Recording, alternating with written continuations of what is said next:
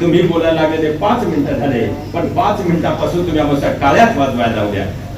तरी एकदा अपेक्षा आहे महाराज, जोरदार कारण या सगळ्या टाळ्या तुमच्यासाठी महिला वर्ग.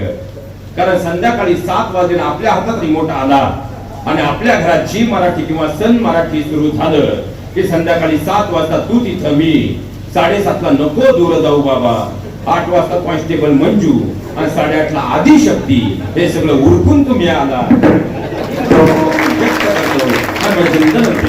प्रस्थान करतो विठ्ठल.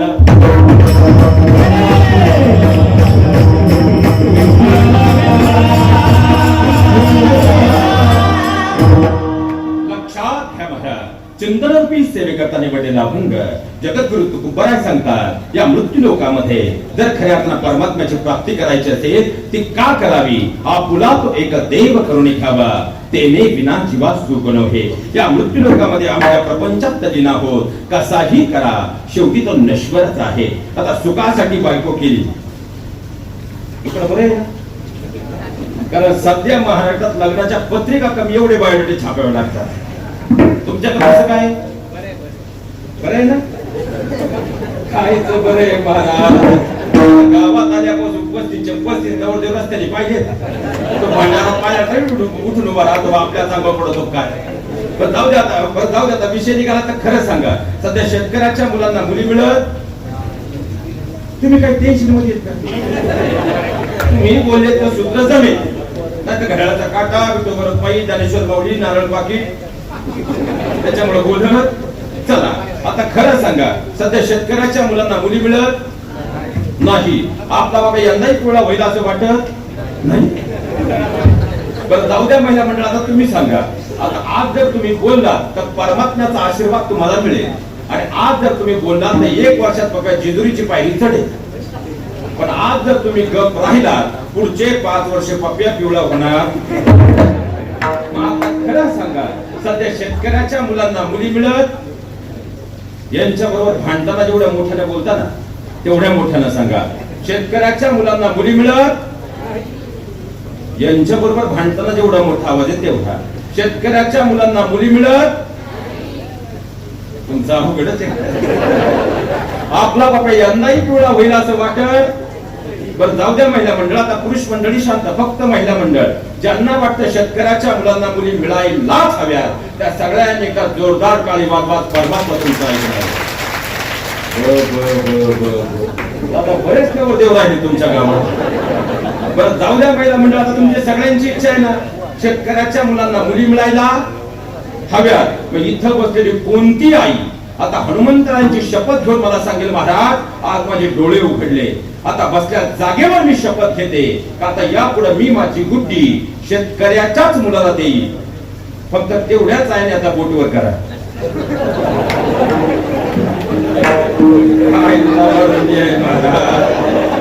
माझी गुड्डी फ्लॅट मध्ये गेली पाहिजे, माझ्या पप्याला गुड्डी मिळाली.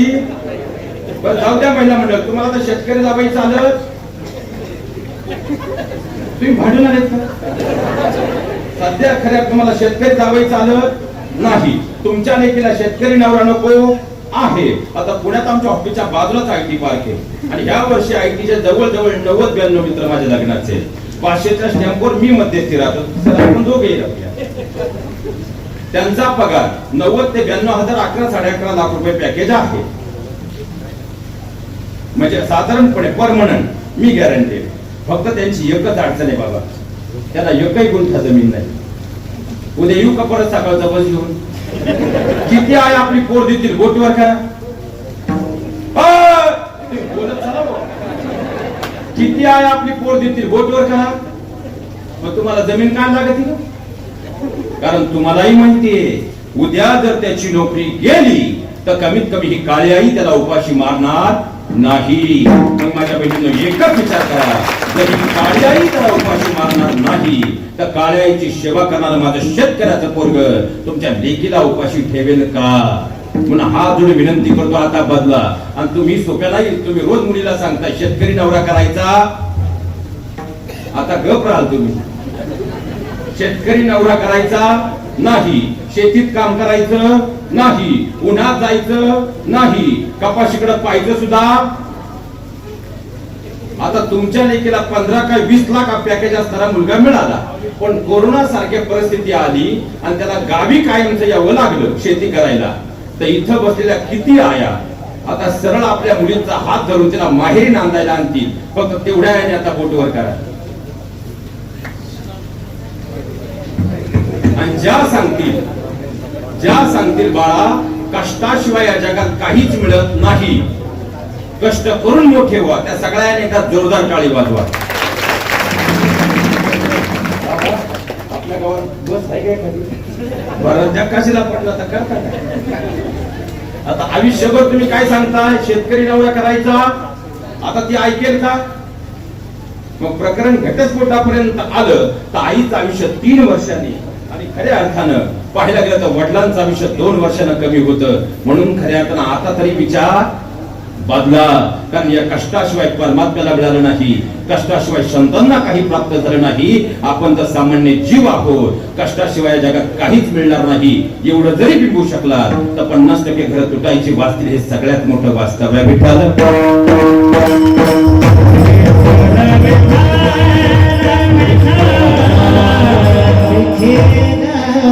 लक्षात घ्या माझ्या, आता सुखासाठी बायको केली पण सुख मिळालं? उत्तर इथं देऊ नका, 10:30 नंतर घरी जायचे. आता कारण सुखासाठी बायको केली, आता बायको आपली कुठपर्यंत आहे? 6 पत्र्याखाली अग्निडाग देईपर्यंत बायको आपली. एखादी ताई म्हटली महाराज असं का बोलले, पुरावा म्हणून एकच करा दादा, पुढच्या 10 वर्षासाठी आपल्या गावात परत सतीप्रथा चालू करून पहा. दूध का दूध पाणी का? मग सुखासाठी बायको केली, सुख मिळालं? कारण या प्रपंचात तुम्ही कोणतीही गोष्ट करा शेवटी मात्र नश्वरच आहे. पण या मृत्यू लोकातून 84 लक्ष योजनेचा जो फेरा आहे तो टाळून या देहातील चैतन्याला मूळ विसावा घ्यायचा असेल. नश्वर देहाला या मृत्यू लोकात एकमेव साध्य आणि साधन तो म्हणजे भगवान परमात्मा ईश्वर आहे. आणि नश्वर देहाने ईश्वराला आपलंच केलं. तुकोबराय सांगता अंतपार सुखाची प्राप्ती आहे. द्वितीय चरणामध्ये जगद्गुरु तुकोबराय सांगता येरती माई के दुःखाची जनती नाही आदि अंती प्रपंच दुःख मूळ. महिला मंडळ प्रपंच दुःख मूळ, ज्यांना वाटतं प्रपंच दुःख मूळ आहे त्यांनी आता एकदा जोरदार टाळी वाजवा. जमले तुम्हाला? लॉक किया जाए. पुरुष मंडळी प्रपंच दुःख मूळ, फक्त खरं बोला, आहे म्हणा नाही म्हणा, फक्त बोलत चला. प्रपंच दुःख मूळ ज्यांना वाटतं आहे त्याने एकदा जोरदार टाळी वाजवा. तुमच्याकडे आवाज कमी, बरेच नवरदेव अजून पिवळे व्हायचे बाकी. लक्षात घ्या. मग आता प्रपंच दुःख मूळ आहे, लॉक किया जाए. आता बिग बॉस आल्यापासून नवीन शब्द आला. मग आता जर प्रपंच दुःख मूळ आहे तर आता ही जी समोर मोकळी जागा आहे त्या ठिकाणी भगवान विष्णू नवीन कोरं विमान घेऊन आले आणि विमानाचं लँडिंग या ठिकाणी केलं तर चालेल ना? काही अडचण नाही. आणि परमात्म्याने इकडे पाहिलं आणि सांगितलं अरे वा माझ्याच कामाचा गजर चालू आहे आणि आज मी तुम्हाला सगळ्यांना एवढा प्रसन्न आहे की आज मी तुम्हाला सगळ्यांना सदेह वैकुंठाला न्यायला आलोय. कसं सदेह फक्त कीर्तन झालं, सगळ्यांनी एवढी मनात बसा. आणि आताच्या धर्ममंडपात आपण आहोत, इथं मृत्यू आला तरी खोटं बोलता येत. आणि चुकून भावनेच्या भरात जर खोटं बोललो तर हनुमंतरायांच्या काय गदा, आणि ती कधी पडेल भरोसा. त्यामुळे चुकूनही खोटं बोलता येणार नाही. मग किती जण विमानात बसायला तयार आहे बोटवर करा, फक्त परत येणं होणार आणि इथं खोटं बोलता येणार. थांबू लागलं तर 1 मिनिट, ज्यांचं सीट रिझर्व आहे त्याने तरी बोटवर करा.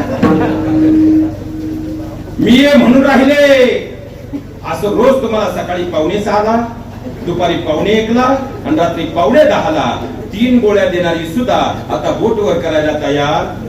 म्हणजे प्रपंच कसाही असू द्या, वास्तवात तो आम्ही सोडायला तयार नाही. मग या प्रपंचातूनच परमार्थ करायचा असेल तर तुकोबराय सांगता शक्य आहे. मग काय करावं लागेल? अविनाश करी आपुलियायचे लावी मना पिसे नासक्या देहाचंही सोनं होईल. पण त्यासाठी या मृत्यूलोकात कर्म करताना या मनाला परमात्म्याच्या नामाचा छंद जोडावा लागेल. आणि मन एवढं सोपं होईल. आता तुम्ही सगळे इथे पण सगळे मनाला इथे आहे का?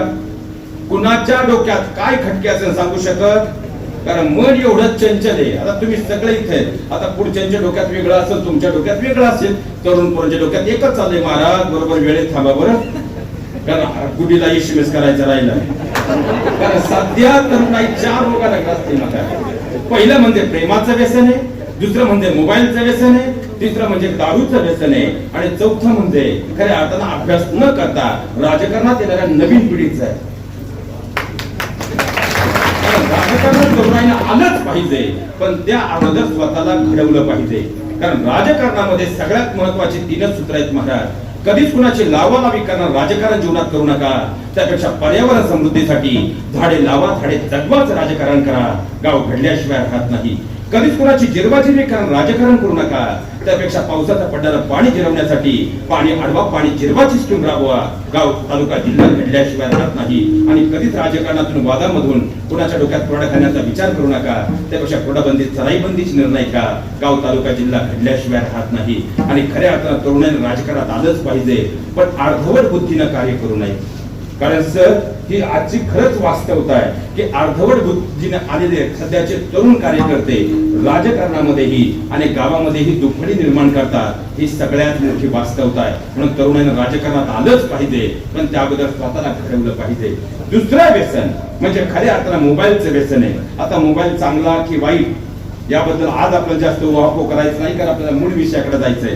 पण एकच वाक्य सांगून जातो, ज्या दिवशी नवरा कोणतीही भीती मनात न आणता आपल्या मोबाईलचा पासवर्ड काढून 24 तासासाठी आनंदाने आपल्या बायकोकडे आपल्या मोबाईल देण्याचं धाडस करेल, आणि ज्या दिवशी बायको कोणती भीती मनात न आणता आपल्या मोबाईलचा पासवर्ड काढून 24 तासासाठी आनंदाने आपल्या नवऱ्याकडे आपला मोबाईल देण्याचं धाडस करेल, त्या दिवशी मोबाईलचा चांगला वापर आहे असं म्हणण्याचं धारिष्ट मी नक्की करू शकेल. कारण आज 80% कुटुंबात ग्रामीण भागातही घराच्या बाहेर आनंदी दिसणारे चेहरे मोबाईल नावाच्या बकासुरामुळे 4 भिंतीच्या आत मात्र पुरते ग्रासले गेले. अविश्वासानं हे सगळ्यात मोठं वास्तव आहे. आज 90% कुटुंबात नवऱ्याच्या मोबाईलचा पासवर्ड बायकोला आणि बायकोच्या मोबाईलचा पासवर्ड नवऱ्याला माहित असेल तर कोणत्या पोकळ संस्कारांच्या गप्पा आम्ही मारतोय याचा सुद्धा आता वास्तवात विचार करणं काळाची गरज आहे. आता इथं सगळी तरुण पिढी आहे. आता मला खरं सांगा, ज्यांच्या घरामध्ये 14 वर्षाच्या आतील मुलं आहेत त्यांनी एकदा जोरदार टाळी वाजवा. आणि ज्यांच्या घरातील 14 वर्षाच्या आतील मुलं मोबाईल न देता अभ्यास आणि दूध पितात, फक्त तेवढ्याच पालकांनी बोट वर करा. 6 महिन्याचं सुद्धा करते ओ शेटला होतो दूध पितो. बरं, ज्यांना वाटतं की आपल्या मुलांना मोबाईलचं व्यसन लागलंय त्या सगळ्या पालकांनी एकदा जोरदार टाळी वाजवा. तुम्ही आता बोललात तर उत्तर मिळेल, नाही तर मग आपलं पुढे निघूया. ज्यांना वाटतं की महाराज आमच्या मुलांच्या हातातले मोबाईल सुटलेच पाहिजे त्या सगळ्या पालकांनी एकदा जोरदार टाळी वाजवा. बरं, ज्यांना वाटतं की आपल्या मुलांना मोबाईलचं व्यसन लागतं त्या पालकांनी टाळी वाजवा. दादा बोल सांगाच तुम्ही. आता मला सांगा, आपल्या मुलांचं मोबाईलचं व्यसन सुटलं पाहिजे, बरोबर ना? वाटतं ना?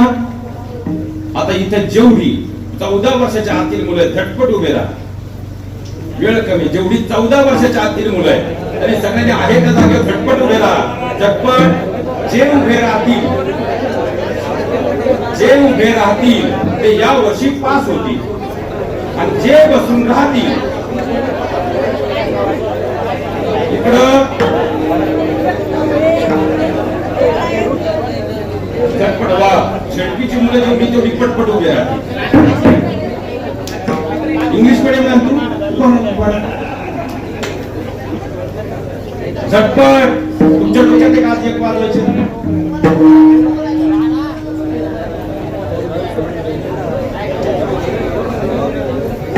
तुम्हाला सगळ्यांना बस बोलू का आता मी? बरं, बच्चे कंपनी जाऊ द्या. आता बसलेत तुम्ही, बसल्या जागेवर मोठ्यानं बोलाव ना. खरं उत्तर द्या. जर तुम्ही खरं बोलला या वर्षी पास व्हा, पण जर खोटं बोलले, खरं सांगा, मला सांगा. आता पालकांची असं म्हणणं आहे की मुलांना मोबाईलचं व्यसन लागलंय, बरोबर? आता इथे जेवढी मुलं आहेत आणि मुली, खरं सांगा, आपली मम्मी आपल्याला रोज सांगते मोबाईल वापरायचा मोठ्यानं, मोबाईल वापरायचा मोबाईलला हात लावायचा, मोबाईल चुकूनही घ्यायचा. पप्पा रोज सांगतात मोबाईल घ्यायचा, मोबाईलला हात लावायचा, मोबाईल पाहायचं सुद्धा. मग आता आपलीच मम्मी संध्याकाळी भांडी घासून झाली तरी मोबाईल बाजूला ठेवून देत. आपलेच पप्पा संध्याकाळी 12 वाजले तरी व्हॉट्सअप बंद करत. आता बच्चे कंपनी खरं बोला, इथं जर मम्मीला बसवलं आणि इथं मोबाईल ठेवला, दोन्हीतून एक गोष्ट तुम्हाला मिळणार, दुसरी काय म्हणजे फोटो जाणार, ती परत कधीच मिळणार नाही. मग आता मोबाईल हवा की मम्मी? नीट विचार करा ऍपल. मोबाईल हवी की मम्मी? नीट विचार करा. मोबाईल हवा की मम्मी? मोठ्यानं. मोबाईल हवा की मम्मी? अजूनही विचार करा. मोबाईल हवा की मम्मी? बरं ठीक आहे, मम्मीला बाजूला करून पप्पाला बसवा. आता पप्पा हवा की मोबाईल? दोन्हीतून एक गोष्ट मिळणार, दुसरी फोटो जाणार. पप्पा हवा की मोबाईल?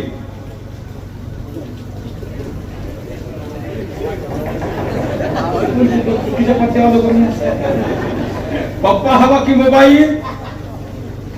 बरं, ज्यांना मोबाईल हवा त्यांनी बोट वर करा, आणि ज्यांना पप्पा हवाय त्यांनी बोट वर करा.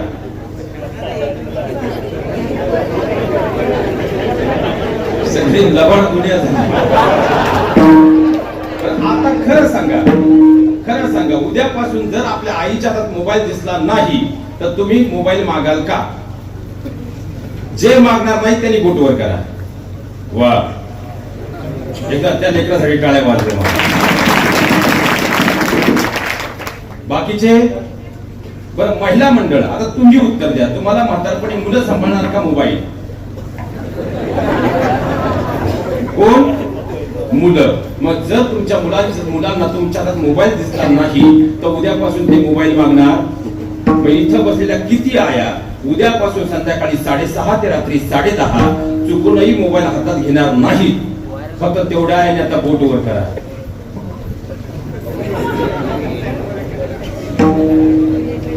त्या 4 मध्ये 3 आहे मोबाईल आहेत का? बाकीच्यांचं काय झालं? बाकीच्यांचं काय झालं? मुलांना विचारलं मोबाईल हवा की मम्मी? मुलांनी काय मागितलं? मम्मी. आणि मम्मीला विचारलं मुलं हवी की मोबाईल? आईनं काय निवडलं? मग बदलणं कोणी गरजेचं आहे? मग व्यसन पुन्हा लागलंय. ते जोपर्यंत तुमच्याकडून दूर होत नाही तोपर्यंत या पिढीला बोलण्याचा अधिकार नाही.